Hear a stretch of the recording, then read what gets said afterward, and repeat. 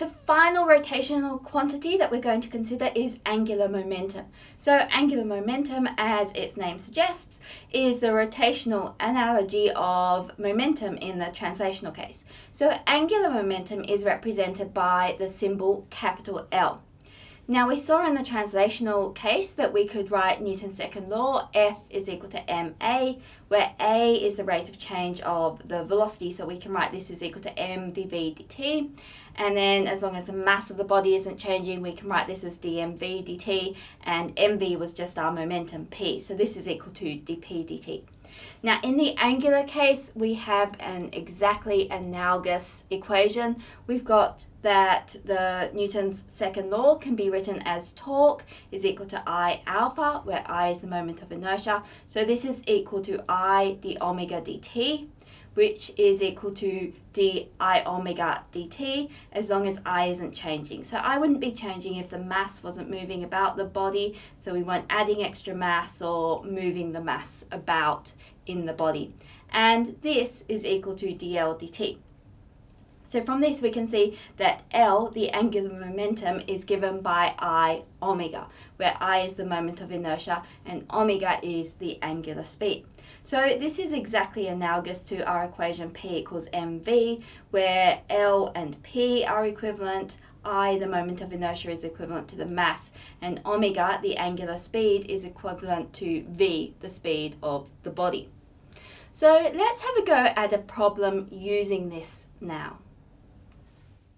So the question is, a constant tension force of 6.0 newtons pulls downwards on a cylinder with a mass of m equals 1.0 kilograms and a radius of r equals 0.30 meters for 10 seconds. The cylinder is initially at rest. Part 1. What torque does the rope apply on the cylinder? Part 2. What is the change in angular momentum of the cylinder over the 10 seconds? Part 3. What is the final angular speed of the cylinder? Okay, so to start with part 1, we have a torque which is being produced by this tension force here. So the tension force is being applied at the radius r, and we've got that torque is equal to r cross F. So in this case that's r cross T. These are perpendicular to each other. They make an angle of 90 degrees with each other there. So this is just equal to RT, which is equal to 0.30 times the tension force, which is 6. So this is equal to 1.8 Newton meters is the torque.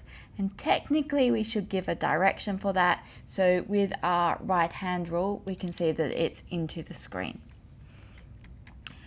Part 2 then asks what is the change in the angular momentum.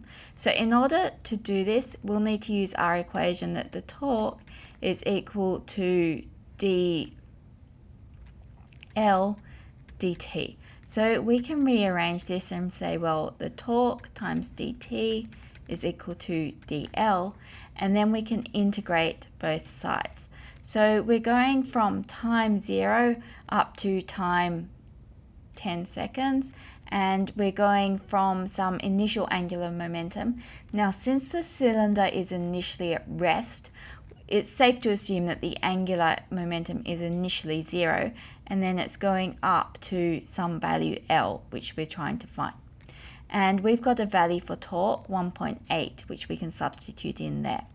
So let's do this integral. When we integrate, we get 1.8 t, and we're evaluating this at 0 and 10, and this is equal to L, which is evaluated at 0 and L.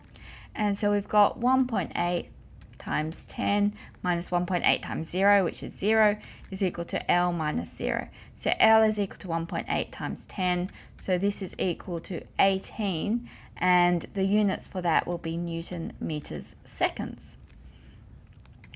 Okay, part 3 then asks us what is the final angular speed of the cylinder. Okay, so we've got the final angular momentum of the cylinder, and we can use L is equal to I omega in order to come up with the final angular speed, omega.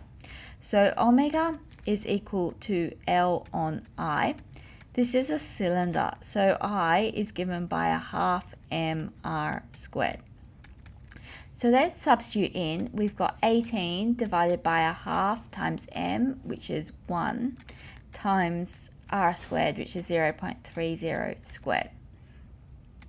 So solving this, we end up with 400 radians per second as our final angular speed.